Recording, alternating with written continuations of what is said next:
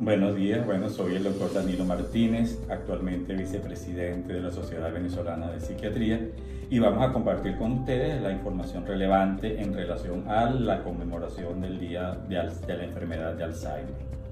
Esta enfermedad tiene ese nombre tan raro por un psiquiatra, el psiquiatra Alois Alzheimer, quien tuvo una paciente en quien fue estudiando a lo largo de su vida cómo se iba deteriorando desde el punto de vista de su cognición, de sus aspectos mentales.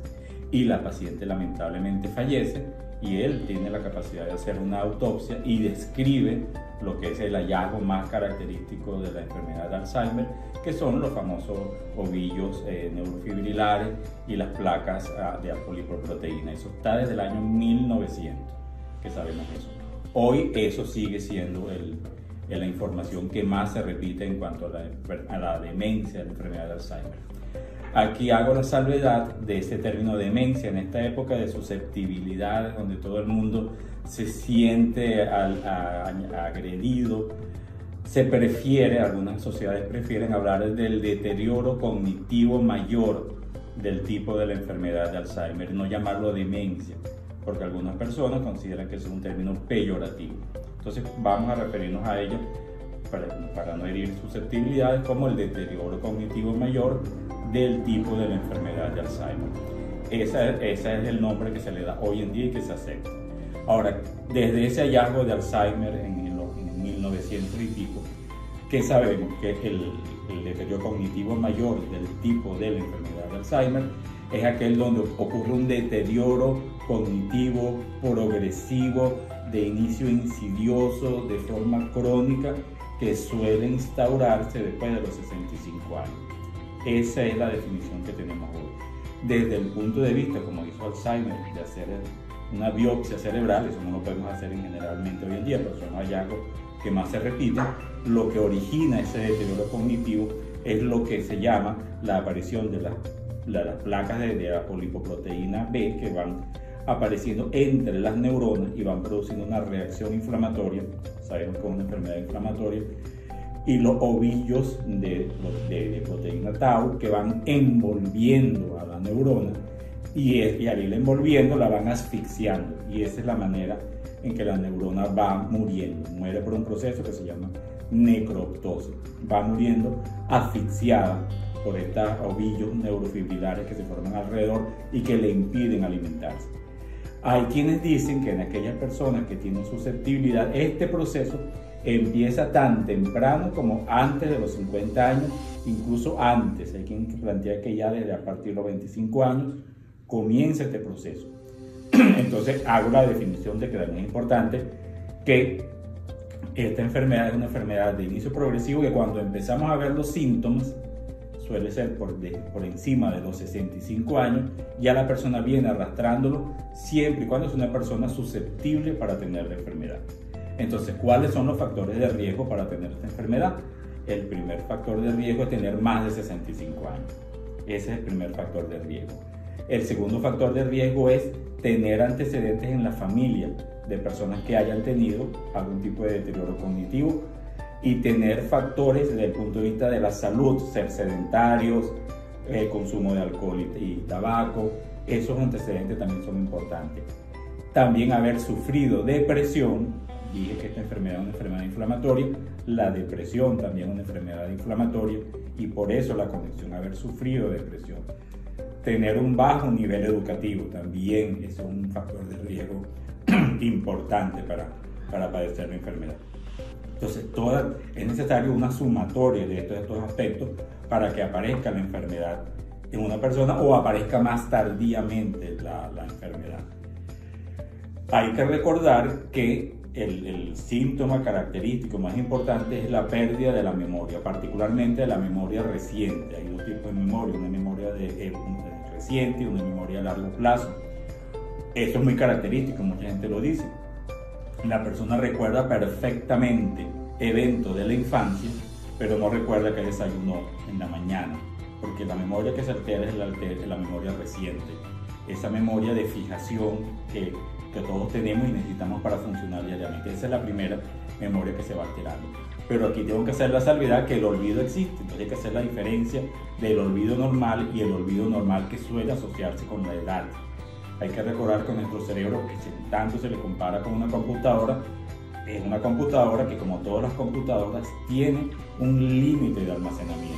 No puede almacenar infinitamente información. Y el olvido es un proceso normal dentro del cerebro. Entonces es importante que también todos tenemos la posibilidad de olvidar. Y esa posibilidad de olvidar se incrementa con la edad. Entonces hay que hacer una diferencia. Hay un olvido normal. Hay un olvido que son cosas intrascendentes, cosas de poca importancia. En la enfermedad de Alzheimer el olvido es importante. Como digo esto, la persona no olvida haber desayunado, olvida haber hecho alguna actividad, olvida el nombre de una persona que forma parte de su entorno. Es un olvido distinto al olvido que tenemos nosotros. ¿Por qué? Porque el olvido que tenemos nosotros, gracias a esa capacidad del cerebro que tiene de hacer rutas alternas, la información la recuperamos porque está almacenada en alguna parte del cerebro. Aunque se nos haya olvidado algo, enseguida buscamos en el disco duro del cerebro y aparece esa información. Aquí no, esa información desaparece y no queda almacenada en ninguna parte. Entonces es un olvido distinto al olvido cotidiano, porque es un olvido que interfiere con las actividades de la persona. De verdad marca una diferencia en cómo la persona funciona. Van a aparecer otros síntomas a partir de ese primer síntoma, que aparecen de manera progresiva. Es muy importante recordar que esto no es un olvido, no es una alteración que ocurre de un día para otro. Poco a poco se va incrementando el nivel de olvido que tiene la persona. Eso va a afectar otra de las cosas que afecta, que es el lenguaje, porque el lenguaje requiere que tengamos un diccionario en nuestro cerebro para poder entonces emitir conceptos. Si empezamos a olvidar palabras, entonces la fluencia del lenguaje comienza a interferirse. La persona ya no habla con la fluidez que tenía antes, porque ya no tiene las palabras, porque se le han ido borrando de la memoria. Entonces la persona le cuesta hablar, le cuesta recordar eventos, le cuesta aprender cosas nuevas. Eso es una de las cosas también que se pierde, porque como la memoria de fijación está alterada, la capacidad de aprender nuevas cosas y nuevas rutinas se va desapareciendo. Ese proceso va incrementándose y ya comienzan a aparecer alteraciones más importantes. Comienzan a aparecer alteraciones del juicio, la persona comienza a cometer indiscreciones. No es infrecuente que estas indiscreciones sean de tipo sexual. Una persona que habla perfectamente bien, de buena conducta, de buenos hábitos, de buena moral, comienza a tener algún tipo de actividades de este tipo, con faltas de respeto, indiscreciones sexuales. Comienza a aparecer la irritabilidad, que no es infrecuente, que comienza a aparecer la irritabilidad, comienza a aparecer alteraciones de conducta, la persona se pone irritable, agresiva, sobre todo porque la persona, hay un término que se llama anosognosia, ¿no? Que es la incapacidad de reconocer que se tiene un deterioro, ¿no? Esto es lo que significa anosognosia. La persona no se da cuenta que tiene un deterioro y entonces cree que son los demás los que le están produciendo alteraciones. Como se le olvidó dónde dejó la cartera, la conclusión lógica es que alguien se la quitó, ¿no? Porque no se da cuenta de que fue que la dejó olvidada o que dejó la llave mal puesta. No, es que alguien le escondió la llave. Esa es la conclusión que él llega. Y comienza entonces la pelea, comienza la irritabilidad, la agresividad, que va incrementándose. Ya en estadios mucho más avanzados, casi de 10 años de evolución, de una enfermedad muy lenta de instauración, pueden empezar a aparecer fundamentalmente alucinaciones visuales, pero también este tipo de alteraciones auditivas, pero lo más frecuente que son visuales. Comienzan a aparecer este tipo de ideas delirantes. La persona piensa que hay un complot en su contra, que los familiares están haciendo un complot en su contra y que le esconden las cosas, le han robado el dinero, le quitan el dinero de la pensión, le están cobrando el dinero de la pensión, la esposa le está haciendo infiel. Ya esto es mucho más avanzado. Ya si esto sigue incrementándose, van a aparecer, por ejemplo, convulsiones, pérdida de conocimiento. Ya estamos hablando de etapas muy finales de la enfermedad, al punto que la persona va a requerir supervisión constante. Hay pérdida del control de los esfínteres, la persona necesita ser alimentada porque ya incluso eso se llama apraxia, lo que uno aprendió desde el punto de vista automático, que nosotros hacemos automático, llevarnos una cucharilla a la boca, a él le cuesta porque eso se va olvidando también. Entonces hay que alimentarlo, la persona no sabe a qué hora es, no sabe qué día es, no sabe si ya comió o no comió. tiene que haber una persona que supervise todo esto. Entonces, esa es la evolución natural de esta enfermedad, que puede llevar de 10 a 20 años. O sea, que estamos hablando de una persona que comienza a los 65 años, ya a los 75, 85 años, ya este proceso se ha incrementado.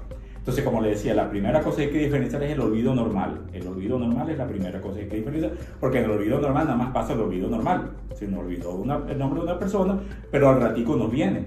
Al ratico buscamos y nos viene otra vez el nombre. No nos acordamos una palabra, pero utilizamos un sinónimo. No nos acordamos de la palabra como tal, pero como le digo, el cerebro tiene tanta información, como que no se ha borrado todavía, yo puedo recurrir a esa información. Entonces, ese es el olvido normal. Pero hay otras enfermedades que son importantes también que hay que ya diagnosticar. Uno es la depresión, como le digo, una relación entre enfermedad del deterioro cognitivo mayor, tipo de enfermedad de Alzheimer, y la depresión. Muy raro que la depresión aparezca en pacientes mayores, es muy extraño, no es frecuente. Lo frecuente es entre los 24 y 40 y pico de años. Pero puede haber algún grupo de pacientes que de edad mayor comienzan a deprimirse. Hay una serie de cambios en una persona mayor: pérdida de funciones, pérdida del cónyuge, pérdida de los hijos. Hay una serie de pérdidas que pasan en el paciente mayor y eso puede producir una clínica depresiva. Entonces, y ahí también la depresión, entre sus síntomas está el deterioro cognitivo. Todos los pacientes deprimidos de todas las edades tienen cierto nivel de alteraciones cognitivas. Esto va a ser más marcado en una persona mayor. Entonces, una depresión que aparece en una persona adulta mayor puede parecer, yo se llama pseudodemencia depresiva, puede parecer un cuadro de deterioro cognitivo. La diferencia es que esta enfermedad, como es producto de una depresión, es reversible. La enfermedad de Alzheimer no lo es. Esto sí es reversible. Cuando la persona recupera su estado de ánimo, sale de la depresión, todos los déficits que había tenido los recupera. Entonces, por eso se le llama pseudodemencia, porque no es realmente una demencia. Pero es importante hacer eso. Ahora, la demencia, el trastorno neurocognitivo de la enfermedad de Alzheimer, es más o menos como el 80, 75%, 70% de todos los cuadros neurocognitivos que aparecen. Hay varios, ¿no? El siguiente, ese 30% más o menos que queda, se distribuye como que del 30%, más o menos como el 70% de lo que se llama la demencia vascular o el deterioro neurocognitivo de tipo vascular, es decir, la enfermedad que se produce por alteración, lo que la gente llama aterosclerosis. Eso que la gente llama aterosclerosis nosotros lo llamamos deterioro neurocognitivo de tipo vascular, porque ahí a lo que aparece son alteraciones en la irrigación sanguínea del cerebro. Hay estrechamiento de las arterias, hay pérdida de irrigación de las arterias y comienza a producir esa disminución de la oxigenación e irrigación cerebral, muerte neuronal. Entonces, pero la diferencia es que, a diferencia de la enfermedad de Alzheimer, que es lenta y progresiva, esta es brusca. Ahí sí aparece de un día para otro el déficit. En la medida que se bloquea un área del cerebro y se muere una parte del cerebro, eso no se recupera más. Y entonces bruscamente se van perdiendo grandes segmentos de capacidad cognitiva. Esa es la diferencia fundamentalmente. Y dependiendo del tipo de donde está la falla de irrigación cerebral, no solamente se acompaña del olvido, sino de alteraciones conductuales dependiendo de qué área del cerebro se afectó. Entonces pueden aparecer alucinaciones visuales de primera instancia, pueden aparecer alteraciones de irritabilidad y heteroagresividad de primera instancia, puede aparecer alteraciones del pensamiento, como idea delirante, también de primera instancia, cosas que no pasan en la enfermedad de Alzheimer, que aparecen ya muy tardíamente. Aquí aparecen casi simultáneamente con el deterioro cognitivo, dependiendo del área cerebral afectada por la pérdida de irrigación cerebral. Entonces, esta es la diferencia fundamental. Pero recuérdese, el trastorno neurocognitivo de la enfermedad de Alzheimer aparece en personas mayores, y esas personas mayores tienen comorbilidades, y muchas personas ellas son hipertensas. Muchas personas que tienen el deterioro cognitivo de la enfermedad de Alzheimer ya tienen hipertensión y pueden tener alteraciones también cerebrales. Entonces, se calcula que un buen porcentaje de estas demencias coinciden, es lo que se llama la demencia mixta, o el trastorno neurocognitivo mixto, porque hay aspectos que vienen de la enfermedad de Alzheimer y hay aspectos que vienen de la enfermedad cerebrovascular y coinciden en una persona. Esto, por supuesto, hace que el deterioro sea mucho más marcado cuando coinciden las dos cosas. El deterioro es mucho más rápido, mucho más marcado y se mezclan los síntomas. Entonces es importante tener en mente los antecedentes. Después hay una serie de trastornos neurocognitivos que también aparecen. Con el tema de Bruce Willis salió a colación la demencia frontotemporal. La demencia frontotemporal, precisamente porque altera estas dos áreas, hay alteraciones cognitivas que tienen que ver con el área temporal, pero como afecta a la zona frontal, aparecen tempranamente alteraciones conductuales. La persona se vuelve irritable, indiscreta, comete fallas, comete indiscreciones, aparecen alteraciones del pensamiento, ese tipo de ideas delirantes, alucinaciones, porque está tomada el área frontal. Eso, por eso. Y después queda una serie de demencias, es decir, cineuropatías, ¿no? La demencia de la enfermedad de Parkinson, donde está la enfermedad de Parkinson, hay que tener los trastornos de los temblores que aparecen en la persona y también aparecen de deterioro cognitivo. Esta es una demencia que se llama la demencia por cuerpo de Lewy o de Levy, que también produce deterioro de tipo conductual y alucinaciones. Ya esos son un porcentaje mucho menor. Los dos grandes protagonistas son la enfermedad de Alzheimer y la enfermedad cerebrovascular.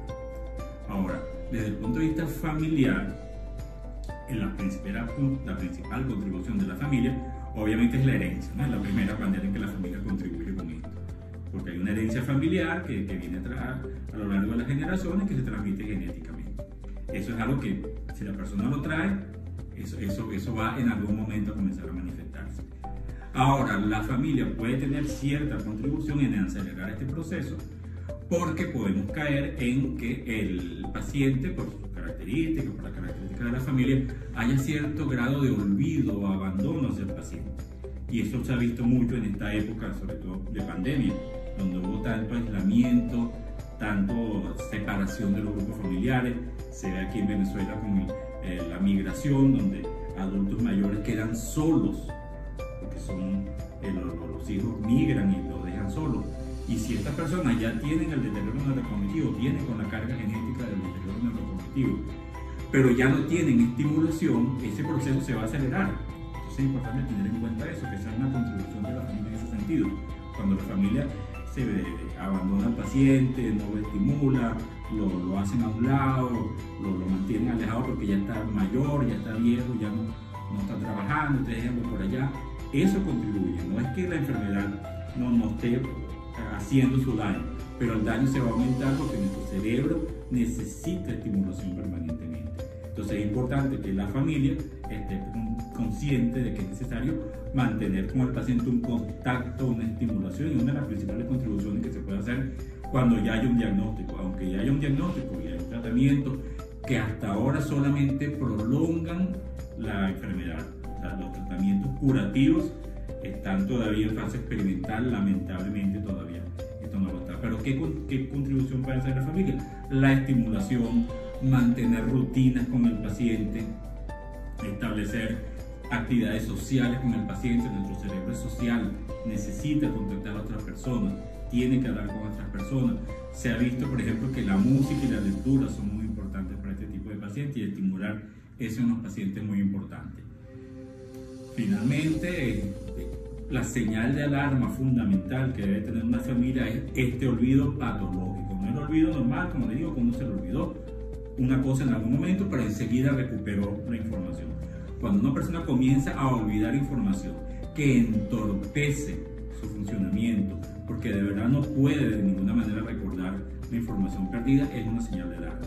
Cuando la persona comienza a perder la fluidez del lenguaje, porque ya las palabras se le olvidan y comienza a utilizar comodines para sustituir palabras olvidadas, o incluso ya no puede articular conceptos complejos, hay que estar pendiente, ¿no? Y obviamente cuando ya comienzan a aparecer alteraciones conductuales o algún tipo de alucinaciones, ya estamos mucho más avanzados.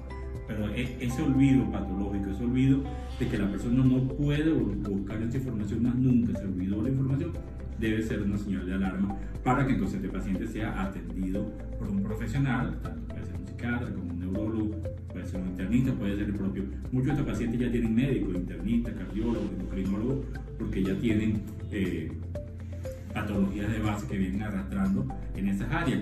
Y es importante entonces comentarle a estos especialistas, porque por eso no es su especialidad, que la familia está notando estos cambios. Informarles, mire, hemos notado que se le olvidan las cosas, que dejan las cosas perdidas, que comienza a decir que le están haciendo cosas y olvidándole las cosas y quitándole las cosas y robándole las cosas, para que este especialista, si considera que tiene la capacidad para comenzar algún tipo de intervención o referirle a un especialista, vuelvo a decir, psiquiatra, neurólogo, que pueda ayudar en esta área, y que además se pueda hacer una evaluación, como digo, ya hacer una biopsia no es tan fácil, pero hay ciertos hallazgos a nivel de imagen, de resonancia y tomografía. La tomografía no tanto, pero resonancia magnética cerebral sí puede ayudar a ver cómo usted se deteriora. Entonces, eso ya es importante poner en alerta al médico, porque estos pacientes son adultos mayores que suelen tener un médico de cabecera que no necesariamente es un neurólogo, no necesariamente un psiquiatra, pero ponerlo en alerta. Entonces, y después, una vez establecido el diagnóstico, la estimulación. Es importante la estimulación, las rutinas. Este paciente tiene que socializar, tiene que hablarse con él, tiene que mantenerse el sentimiento de que es importante para la familia. Esa es la principal recomendación que hacemos para que estos pacientes, una vez diagnosticados y mientras no haya un tratamiento adecuado, como algún día quizá lo habrá, que estos pacientes puedan prolongarse lo más posible este deterioro y que sigan siendo útiles para su familia.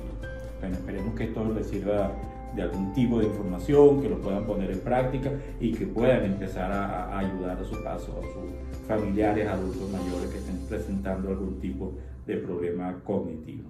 Muchas gracias.